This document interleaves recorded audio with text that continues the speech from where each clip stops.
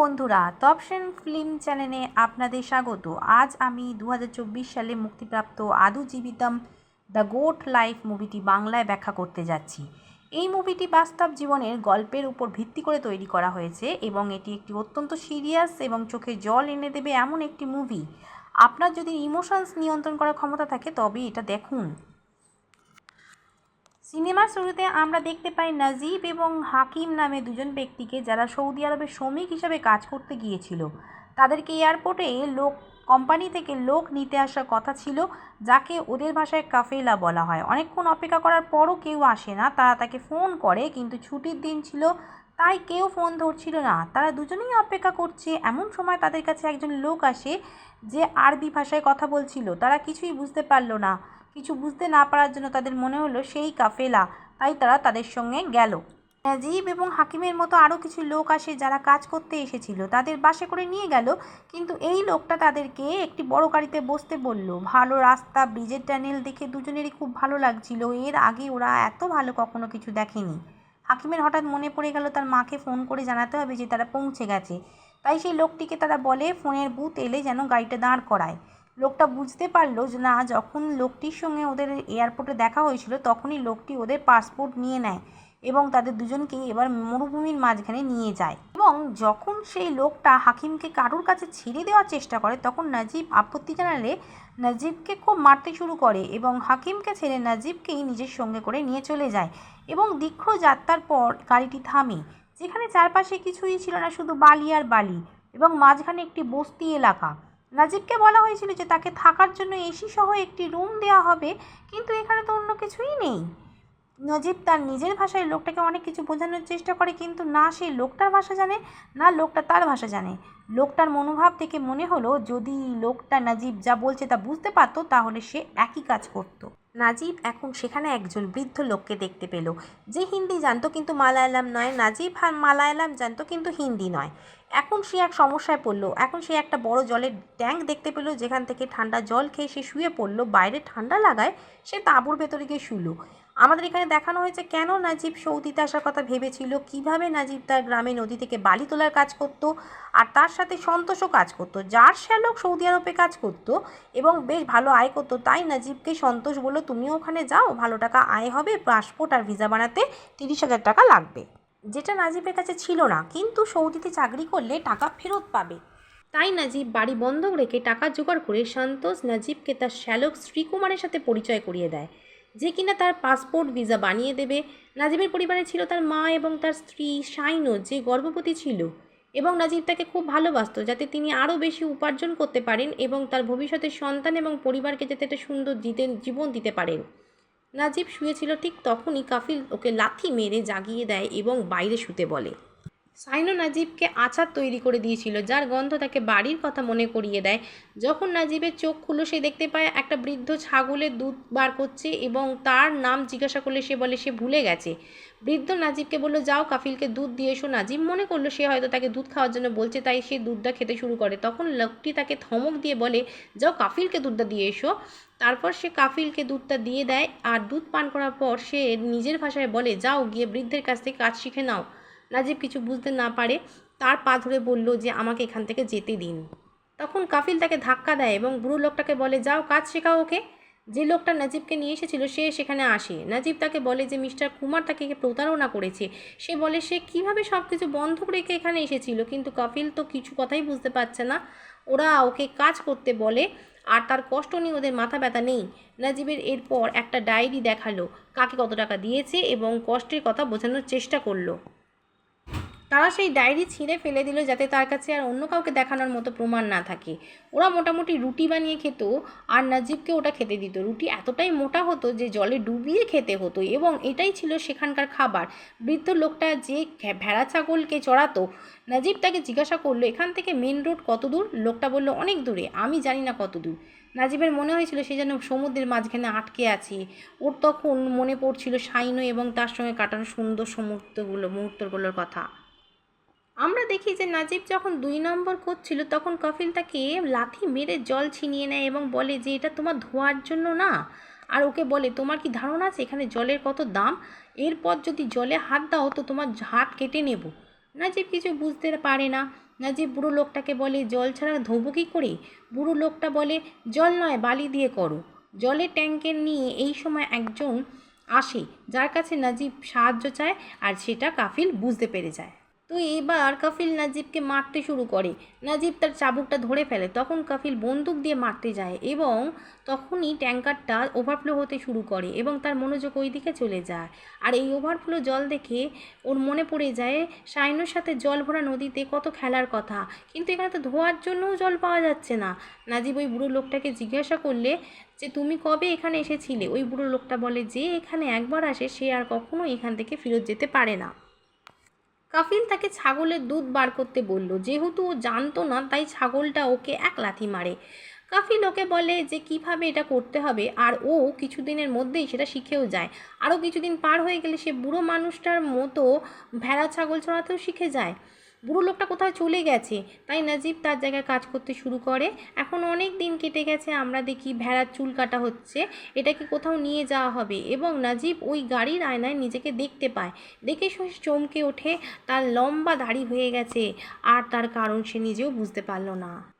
এখানে থাকার পর কতদিন কেটে গেছে, কোন দিন সে এখানে এসেছে আর আজ কোন দিন সেটা মনে করতে পারে না। সে তখন হাল ছেড়ে দিয়েছে, তাই সে ওপরওয়ালাকে স্মরণ করছিল। তখনই ভাবলো, কেন আমি ঈশ্বরকে স্মরণ করব, কেন ঈশ্বরের কাছে প্রার্থনা করব? ঈশ্বর থাকলে কি আমার এরকম অবস্থা হতো?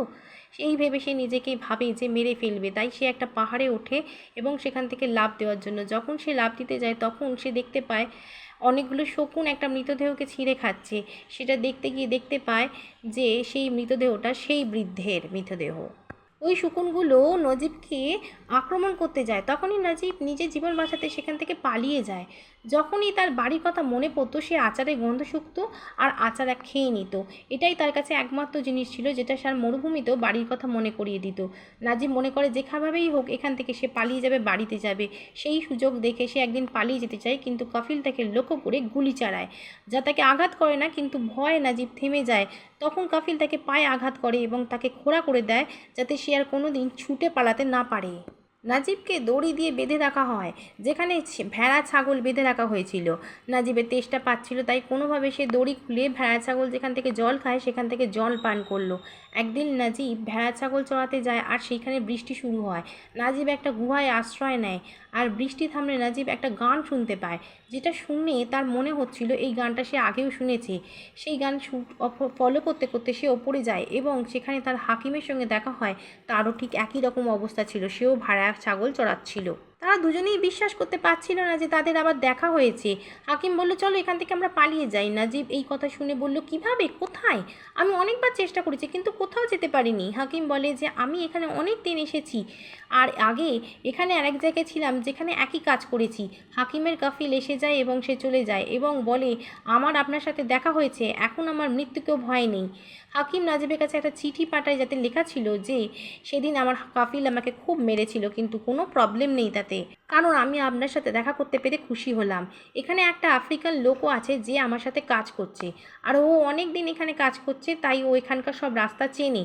যদি ও আমাদের সাহায্য করে তাহলে আমরা এখান থেকে পালাতে পারি। নাজিবের এমন অবস্থা হয়েছিল যে সে উঠের খাবারও খেয়ে নিত, কারণ তার অল্প খাবারে পেট ভরতো না। এরপরে হাকিম আফ্রিকান লোক খাদরিকে নিয়ে আসে নাজিবের সাথে দেখা করানোর জন্য। খাদরি বলে, ওর চিফ কাফিলের মেয়ের বিয়ে আছে, তাই সব কাফিল যখন বিয়েতে যাবে আমরা তখন এখান থেকে পালিয়ে যেতে পারি।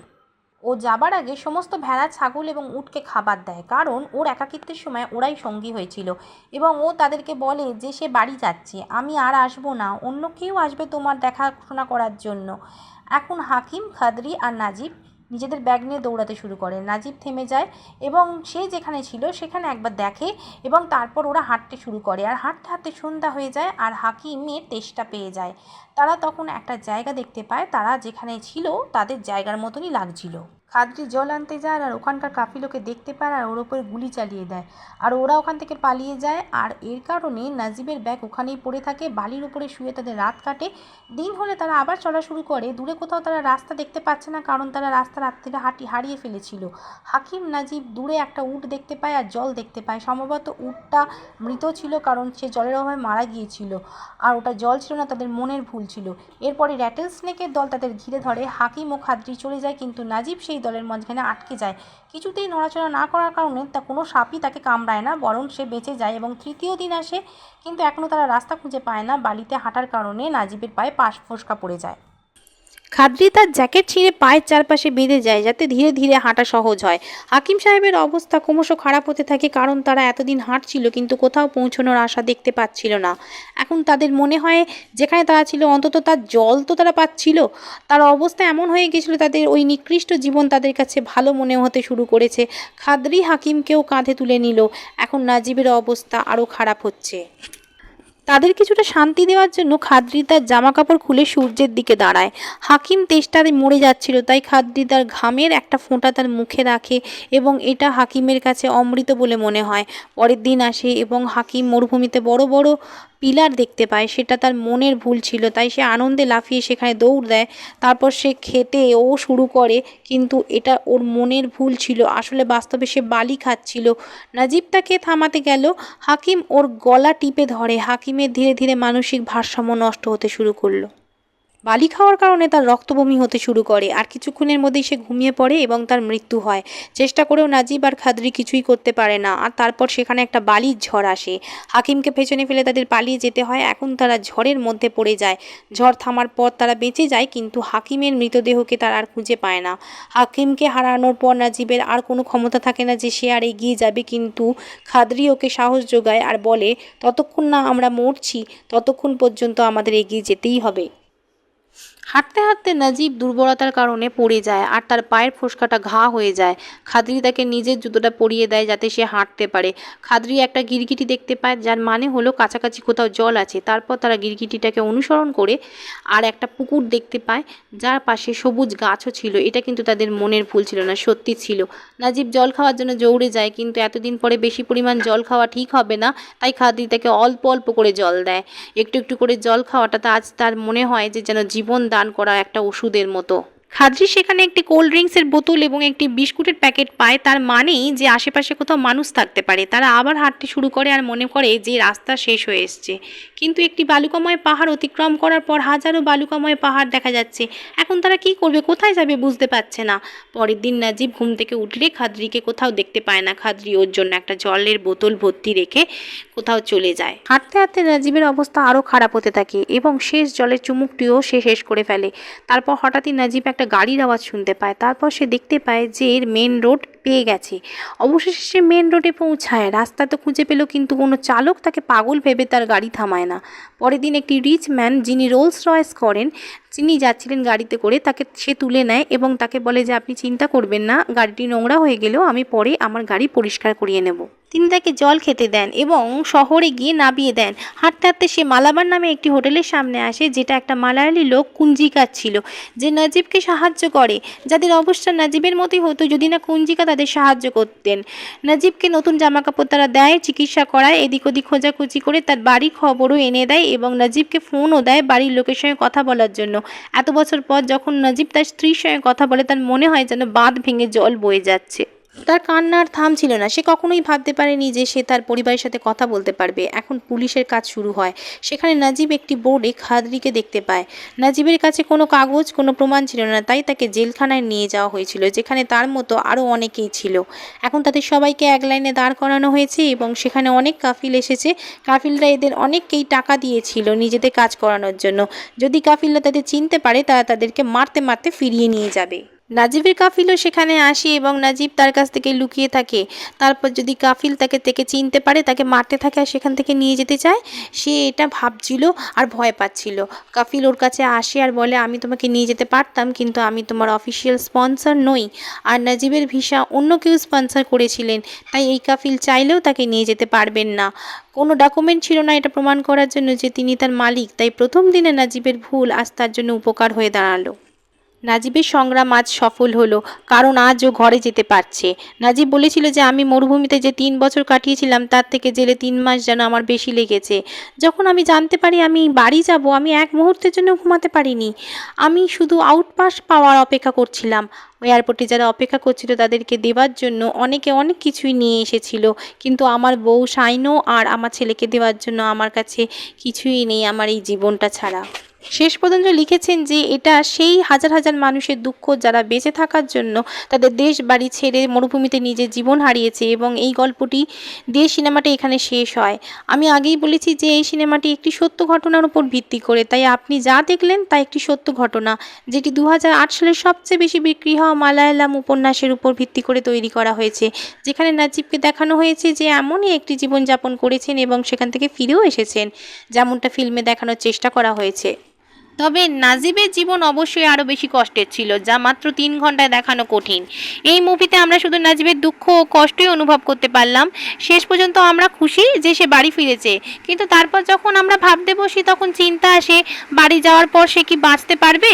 সে কি আগের মতো এই 3 বছরকে তার জীবন থেকে মুছে ফেলতে পারবে? যাই হোক, মরুভূমির জ্বলন্ত উত্তাপে অভিনয় করা, ফিল্ম তৈরি করা সহজ কাজ নয়, তাই নিঃসন্দেহে ছবিটিতে উপস্থিত সবাই এটি আনতে অনেক কঠিন পরিশ্রম করেছেন। আপনাদের যদি মুভির গল্পটা ভালো লাগে তাহলে ভিডিওটি লাইক করবেন, আর যদি সাবস্ক্রাইব না করে থাকেন তাহলে অবশ্যই চ্যানেলটিকে সাবস্ক্রাইব করবেন আর কমেন্ট করে লিখবেন যে আপনাদের কেমন লাগলো। ধন্যবাদ।